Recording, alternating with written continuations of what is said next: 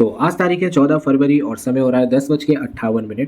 तो बात कर लेते हैं किस तरीके से मार्केट ओपनिंग दी है, किस हिसाब से हम ट्रेड करेंगे, क्या हमारी प्लानिंग रहेगी। तो यार वन डे टाइम फ्रेम पे देखते हैं। तो वन डे टाइम फ्रेम पे एक चीज़ हमें क्लियर दिख रही है कि प्राइस अपनी रेंज के सपोर्ट रेंज के अंदर भी सस्टेन कर रहा है, ठीक है। और अपना जो ओवरऑल रेजिस्टेंस है उसके ऊपर ही वो अपना रेजिस्टेंस ले रहा है, ठीक है। एक रेंज बना रहा है रेजिस्टेंस के पास आके।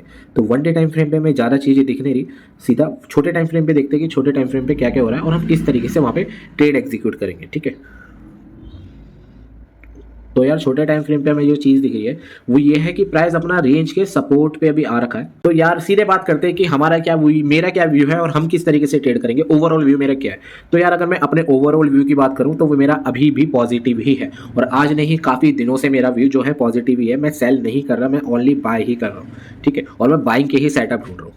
तो बाइंग के लिए ही आज भी मेरा व्यू है और इसका रीज़न ये है कि अगर प्राइस को देखो यार नीचे जाना होता तो उसके पास काफ़ी सारे मौके थे, लेकिन यार इतने चांस देने के बाद सेलर्स को एंट्री करवाने के बाद आई डोंट थिंक कि वो अब नीचे की रैली दिखाएगा। फेक ब्रेकडाउन भले ही कर सकता है लेकिन रैली के चांसेस कम है। इतने मौके प्राइस सेलर्स को मौके नहीं मिलता। हाँ, पिछली बार का जो ब्रेकआउट था ये रहा। पिछली बार का जो ब्रेकआउट था वो फेक ब्रेकआउट होके नीचे की रैली दिखा दी थी, लेकिन इस बार का जो ब्रेकआउट मैं चाह रहा हूँ वो ये चाह रहा हूँ कि प्राइस ऊपर जाए, ब्रेकआउट करे, एक ऐसी कंडीशन बनाए जिसमें सबको लगे कि फेक ब्रेकआउट हो चुका है। 1 या 3 दिन, 3 से 4 दिन वो नीचे का मेजर रिट्रेसमेंट दे और फिर ऊपर की एक रैली स्टार्ट करे, ठीक है। मैं एक्सपीरियंस से कह रहा हूँ, ऐसा मार्केट भी हमने काफ़ी बार वॉच करा हुआ है, ठीक है। तो इस बार का जो मैं ऊपर का रैली चाह रहा हूँ वो एक नॉन स्टॉप रैली हो सकती है एक मेजर रिट्रेसमेंट के बाद, ठीक है। तो उसी हिसाब से हमारी फ्यूचर प्लानिंग रहेगी। लेकिन आज के लिए हम देख लेते हैं कि आज हम किस तरीके से प्लानिंग करेंगे, आज किस तरीके से ट्रेड करेंगे वन डे। अब तो यार काफी सारे लोग बोलेंगे कि यार अगर तुम्हारा सारा व्यू पॉजिटिव है तो अभी के लिए तो बहुत बढ़िया सेटअप बना हुआ है, क्योंकि प्राइस ओवरऑल रेंज के सपोर्ट पे है, वहां पे सस्टेन भी कर रहा है, व्हाई नॉट बाय, है ना। सो इसका एक सिंपल आंसर मैं दे देता हूँ। हमें यहाँ पे दो चीजें निकालनी पड़ेगी। वो है कि पहली बात कि ट्रैप जोन्स किसके लिए बन रहे हैं और दूसरी बात ओआई डाटा क्या कह रहा है। तो पहली बात टेक्निकल देख लेते हैं, टेक्निकल क्या कह रहा है। टेक्निकल में हमें जो अपना वो है ट्रैप जोन्स, वो ये है कि प्राइस यहाँ पे क्या बन रहा है, देखो यहाँ बन रहा है डबल बॉटम।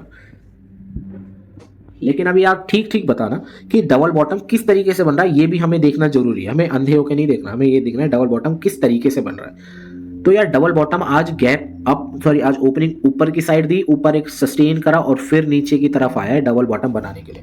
अगर यही कंडीशन कुछ इस तरीके से बनी होती कि प्राइस गैप डाउन ओपनिंग देता या फिर फ्लैट ओपनिंग दे कि नीचे का पहला मोमेंटम देता अर्ली मॉर्निंग में और फिर ऊपर जाने की कोशिश करता, तो हमारे लिए बेस्ट सेटअप बन जाता एक स्विंग पे बाय करने का।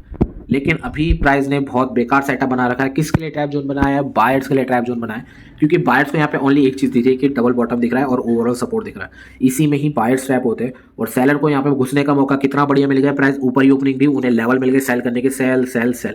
तो ये लेवल उन्हें नहीं मिलने चाहिए थे, उन्हें मौका ही नहीं मिलना चाहिए था।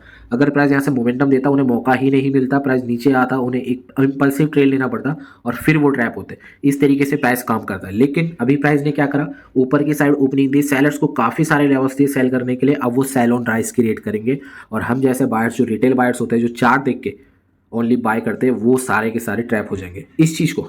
अभी यहाँ पे क्या हो रहा है, हमारे जो रेजिस्टेंस है वो नीचे की तरफ पुश हो रहा है, यानी कि 41,500 का ही लेवल है, 41,400 पे पुश हो रहा है, 41,300 पे पुश हो रहा है, 41,200 पे पुश हो रहा है। यानी जो अपने लेवल से रेजिस्टेंस है वो नीचे की तरफ पुश हो रहे हैं, ठीक है। यानी कि लोअर हाइस फॉर्मेशन क्रिएट हो सकता है इजीली, क्योंकि प्राइस रेजिस्टेंस नीचे की तरफ पुश हो रहे हैं, ठीक है। पिछले आज का डाटा नहीं बता रहा मैं, 3 से 4 दिन का डाटा बता रहा हूँ, जो कि काफ़ी सारे सेल जो एक्सपीरियंस ट्रेडर होंगे उन्हें चार्ट पे भी ये चीज़ क्लियरली दिख रही होगी, ठीक है, महसूस हो रही होगी। यही चीज़ मैं ओआई में भी एक प्रूफ करूंगा, ओआई में भी अभी दिखाएंगे। तो पहले ओआई देख लेते हैं। यहाँ पे एक बार ओआई पे नज़र डालो कि तुम्हारा कहाँ ओआई सबसे ज़्यादा बढ़ रखा है। तो कहाँ पे सबसे ज़्यादा बढ़ रखा है, 41,500 पे कॉल की साइड है ना, 61 का, और यहाँ पे 28 का, 37, 38, 20। तो यार यहाँ पे एक चीज़ ध्यान रखो कि तुम्हारा ओआई चेंज कितना हो रखा है, ये देखो, ठीक है। तो हमारा जो ओआई है वो नीचे की तरफ पुश की हो रहा है, क्योंकि प्राइस 41,500 600 से वापस आया है। कल जो था अपना 41,600 से वापस आया, तो अपने जो ओआई है वो नीचे की तरफ पुश हो रहे हैं। देखो 61 से 37, देखो ओआई चेंज कहाँ बढ़ रहा है, 16, 24, ठीक है। ये चीज़ें कल कम थी, आज ओआई काफ़ी ज़्यादा बढ़ी है। और वही दूसरी तरफ हम देखें तो यहाँ घट रहे हैं, 41,200, 41,100, 41,300 ये सारे घट रहे हैं, बढ़ नहीं रहे।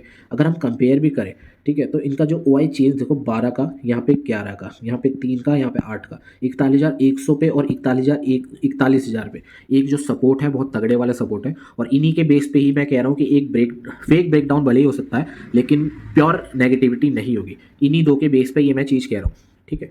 तो ब्रेकडाउन भले ही हो सकता है लेकिन प्योर नेगेटिविटी नहीं होगी। लेकिन हम वहाँ पे बाय इसलिए नहीं कर सकते क्योंकि यार सिंपल सा रीज़न है, प्राइस जैसे ऊपर जाने की कोशिश करेगा रेजिस्टेंस लेके नीचे आ जाएगा। रीज़न क्या है, 41,300 पे रेजिस्टेंस बना हुआ है 38 का, और कॉल पुट की साइड क्या है 28 का।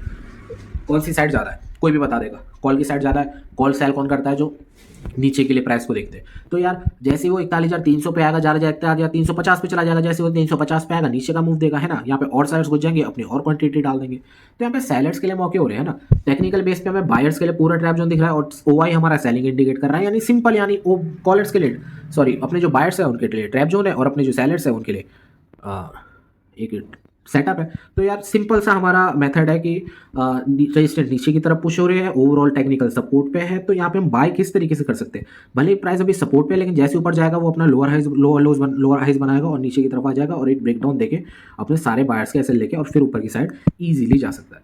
तो यार हमारी क्या प्लानिंग रहेगी यार, देखो थोड़ा सा मेरे में भी यहाँ पे कन्फ्यूजन हो गई होगी काफ़ी लोगों को, लेकिन मेरी प्लानिंग ये रहेगी कि अगर तुम बाइंग चाहते हो तो बाइंग मत करना यहाँ पे। अगर तुम बायर हो, तुम्हारा अगर व्यू तुम्हारा बाइंग की साइड का, तो बाय मत करना। अगर तुम सेलर हो तो सेल कर सकते हो, ठीक है। जैसे ही वो 400 के पास आ जाए, 350 400 वहाँ पे सेल करना शुरू कर दो, ठीक है। 350 पे आए एक क्वांटिटी डाल दो, 400 पे आए और क्वांटिटी डाल दो।